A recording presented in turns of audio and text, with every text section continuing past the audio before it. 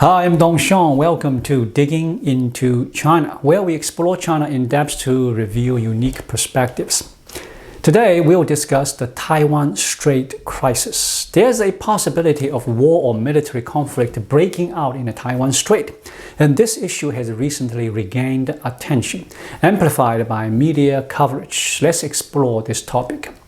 Naturally, if a crisis erupts in the Taiwan Strait, both China and Taiwan would suffer. However, from a global economic perspective, a war here would disrupt international trade and the broader economy. This subject has sparked extensive debate, with the media and experts concluding that a war in the Taiwan Strait would exact a severe toll on the global economy, potentially causing its collapse. The consequences, they argue, would be dire. Yet, I believe these claims are somewhat exaggerated. While the Taiwan Strait crisis is a genuine concern, its severity is overstated, and the likelihood of a full-scale war between China and Taiwan remains low. Why do I hold this view? Reading related articles can easily sway one to believe the situation is critical, with the global economy teetering on the edge. These pieces often estimate astronomical economic losses from a Taiwan Strait war. For instance, one article citing Bloomberg projects global economic losses exceeding $10 trillion, over 10% of global GDP, surpassing the impacts of the Russia-Ukraine conflict and the COVID-19 pandemic. China and its neighbors would face significant economic damage. An article in Taiwan's Business Today noted that in the event of war, capital in Taiwan would struggle to find safe havens. From January to May this year, foreign investors wary of this scenario withdrew nearly $11 billion from Taiwan's stock market. These articles and reports share an underlying perspective. Such a war must be avoided, as it would lead to catastrophic economic collapse. This sounds alarming, but what underpins their arguments? Broadly, there are two key reasons. First, Taiwan's production capacity, particularly in microchips and semiconductors, is vital.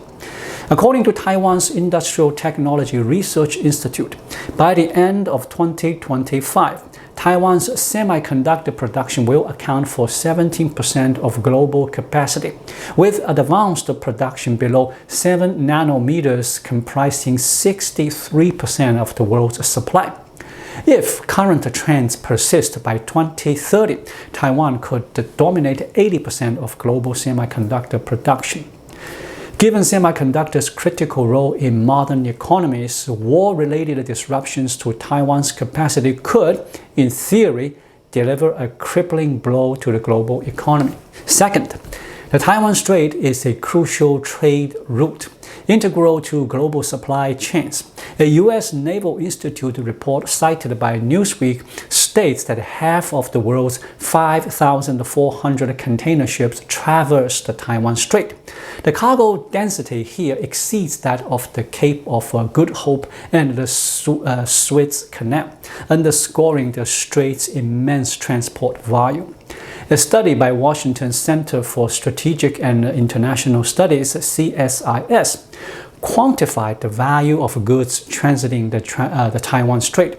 China's imports and exports through the strait exceeds $1.3 trillion. Japan's surpassed $440 billion. South Korea reached $350 billion, and Taiwan's total $298 billion. These figures highlight Asian nations' heavy reliance on this trade route, with the US, Middle East, Australia, and others also partially dependent. The Taiwan Strait role in global trade is undeniably significant. To summarize the prevailing view, Taiwan's production capacity and the supply chain role are deemed critical, making a potential war too costly for humanity. However, while this reasoning holds some merit, it is overly alarmist. Media and think tanks portray the situation as catastrophic based on the premise of a prolonged all-out war between China and Taiwan.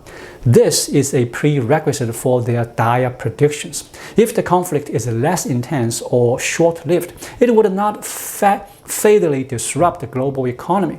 In other words, only a large-scale protracted war would have such devastating effects. Yet, this scenario is highly unlikely. I believe a small-scale friction or no conflict at all is far more probable between China and Taiwan. Any potential conflict would likely be shorter and less severe than the Russia-Ukraine war. The outcome hinges on China's objectives. What motivates China to provoke such a dispute? This merits reflection. Beyond China, the international community's role is also significant. In the face of a potential China-Taiwan conflict, global trade systems would seek solutions. This issue is not entirely intractable. Let's examine this further. Starting with a straightforward perspective, conflicts vary in scale, large, medium, small, or none. We'll exclude the no conflict scenario and focus on small to large scale conflicts and their impact on the Taiwan Strait trade routes. First, such impacts are not irreparable. A practical solution is rerouting merchant fleets to avoid conflict zones. For example, the trade route from Singapore to Busan, South Korea passes through the Taiwan Strait. In a small-scale conflict, merchant fleets could shift eastward, bypassing the Taiwan Strait to complete shipments from Singapore to South Korea. This approach addresses military tensions provided they remain limited, and the rerouting would not significantly raise transport costs. If a small-scale conflict escalates to a medium-scale one, expanding beyond the Taiwan Strait to envelope Taiwan in a military blockade, even the Luzon Strait could become risky. In such cases, routes could be adjusted further, passing through the Philippines to avoid Taiwan entirely en route to South Korea. However, this detour is considerably longer, increasing costs noticeably. Regardless of the situation in the Taiwan Strait, trade routes can adapt to mitigate the risks. My point is that potential military friction in the Taiwan Strait may temporarily elevate logistic costs, but is unlikely to trigger a global economic collapse or halt international trade entirely. My analysis above covers small and medium-scale conflicts, omitting large-scale ones. A large-scale conflict, an all-out war akin to World War III, is, in my view, implausible. Even medium-scale conflicts seem unlikely. Only small-scale incidents carry some probability, and the absence of conflict remains a strong possibility. Thus, I diverge from mainstream media narratives suggesting an imminent large-scale war. I reject this notion, as it stems from analyzing China's perspective. China's rationale and objectives for war warrant scrutiny. Why would they fight, and what do they seek to achieve? Moreover, what external powers permit China to initiate conflict? These questions are critical. Let's first address subjective factors. Some online views, such as Xi Jinping aim to seize Taiwan to challenge the US and cement his legacy, are far-fetched. This idea may have held water a decade ago, but is now untenable. We can apply a psychological framework, the 5 stages of grief by Elizabeth Kübler-Ross, which posits that individuals facing major challenges progress through denial, anger, bargaining, depression, and acceptance. When Xi Jinping assumed power over a decade ago, he was ambitious and energetic. Confronting Taiwan's challenge, he likely exhibited denial and anger, stages prone to conflict or extreme actions. However, with China's economy declining, diplomatic pressure mounting, and Xi aging, his mindset has shifted toward depression and acceptance. His perspective now resembled Chiang Kai-shek's after retreating to Taiwan.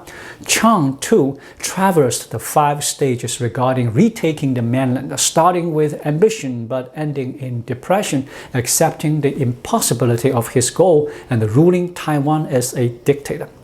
Xi is likely on a similar trajectory. As he ages, he prioritizes retaining tangible power over illusory feats like conquering Taiwan. Securing his rule is the most pragmatic goal. Thus, an aging Xi is unlikely to genuinely pursue war with Taiwan. Even declaring war preparedness or martial law would likely serve to extend his tenure as a wartime leader. Subjectively, China's leader may feint conflict with Taiwan to consolidate internal control, addressing domestic stability before external challenges.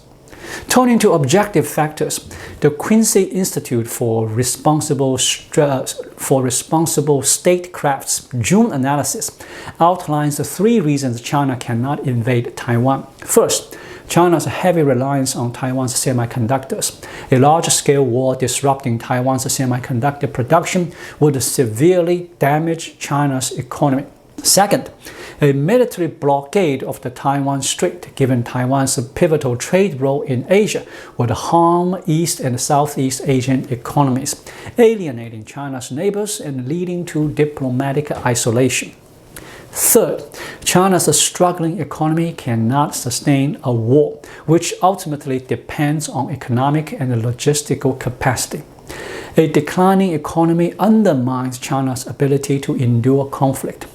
These objective constraints make a Chinese attack on Taiwan unlikely. From the U.S. perspective, America also opposes a Chinese assault, largely because Taiwan's semiconductors have entangled U.S. interests. This has been Taiwan's most astute strategy in recent decades, forging deep economic ties with the U.S. through its semiconductor industry. A CSIS report highlights close U.S.-Taiwan semiconductor collaboration. Most U.S. consumer tech products depend on Taiwan's chips and processors, critical components manufactured there. Taiwan is also the U.S.'s 8th largest import source and the 10th largest export market, with bilateral trade exceeding $40 billion. When the U.S. recognized this tech sector's dependence on Taiwan, it was too late. A strategic oversight. Placing a vital supplier next to a rival was unwise. This explains why Trump once accused Taiwan of stealing U.S. technology and vowed to relocate semiconductor production, acknowledging past strategic errors. However, the situation is irreversible in the short term. Despite U.S. efforts such as TSMC's $65 billion investment in Arizona factories and initiatives to localize semiconductor production, industrial relocation is gradual. The U.S. remains reliant on Taiwan's semiconductors, compelling it to militarily deter Chinese aggression to safeguard its economic interests. This is Taiwan's strongest defense asset. Ultimately, Xi Jinping lacks the desire and the capacity for war, and the U.S. prohibits it. While Taiwan's media frets over an imminent attack, they recognize its unlikelihood. The dramatic war many anticipate is unrealistic. However, a staged conflict is plausible. A pretend war benefits both sides, allowing China and Taiwan to declare war preparedness or martial law. Xi could extend his rule as a wartime leader, while Taiwan's Lai Ching-te could secure re-election as a wartime president.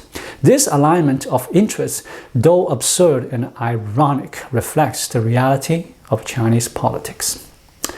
Thank you so much for watching. If you find this video helpful, please like it, drop a comment below, and hit the subscribe button right here. It really helps YouTube suggest my video to others. I'll be back with more content soon. Until then, be well.